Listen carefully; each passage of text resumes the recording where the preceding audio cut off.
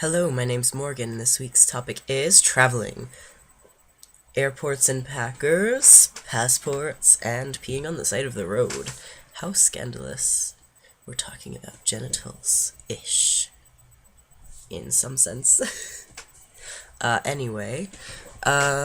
First on the list is packing in airports, and I've never formally been on an airplane. I've been to the airport only once to pick my mother up from a business trip, but she doesn't really go on business trips.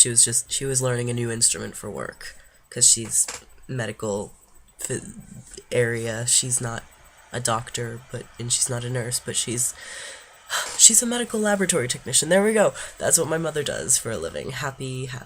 But so she was learning a new instrument for work, and we picked her up from the airport. And I'm not sure what goes on in airports if you're actually getting on a plane. I know usually, like in shows, they have the little thing you walk through and you put all your metal stuff in a basket and it beeps. I'm not sure if they get handsy. That's probably why this is one of the parts to this.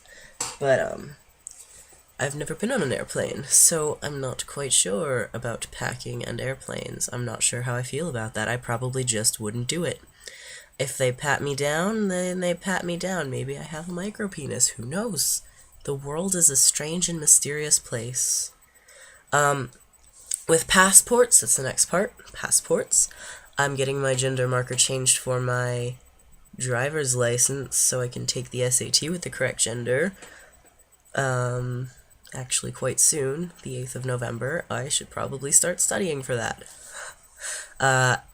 I'm getting my gender marker changed. I have legal documentation enough to get it changed, I believe. All the forms have been filled out because in Pennsylvania, apparently it's pretty easy, as long as you have doctors. That's good. So I'm getting that changed soon. So I assume it would be the same on my passport, but if it's not, and I'm going somewhere, I'll just be like, it's a thing that I'm doing. I'm a brave trans person just coming across the border here to Canada, because that's probably the only place I'd go that I'd need a passport. I want to go next year for Pride. It'll be fun. That's the only reason I would need a passport as far as I'm aware. As for peeing on the side of the road, I have a nifty device that I picked up at the Philadelphia Trans Health Conference, and it is this thing. It's called the Freelax. I saw things similar to it before I had seen this that were like called the Shiwi, but I'm not a she, but whatever. You know, they make you stand and pee, and they're simple. And I think I got this for like $12.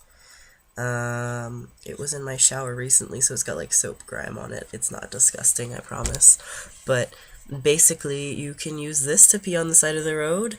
I haven't taken any long road trips since I went to my uncle's house when I was in my freshman year of high school, and that was 4 years ago. So I didn't need this because I was like presenting as female, and I was fine with using the rest area bathrooms, and no one expected me to pee on the side of the road. But if they expect you to pee on the side of the road, just bring one of these things if you have them, and they're good. Apparently you can even write your name in the snow with these. The person I bought it from told me that they had done that, and that they just shoved it down like the leg of their pants. Now I don't think that's very good because this like is a strange shape, and if it's down the leg of your pants, like you can clearly see it. I'm not entirely sure why they have it down their leg of their pants if they're just like good with it. Look at my light. It's like, oh look, it's glowing.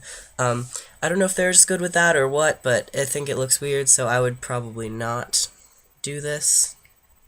Maybe I will. I don't know. We'll see what the future holds. So that's it. I'll see you next week.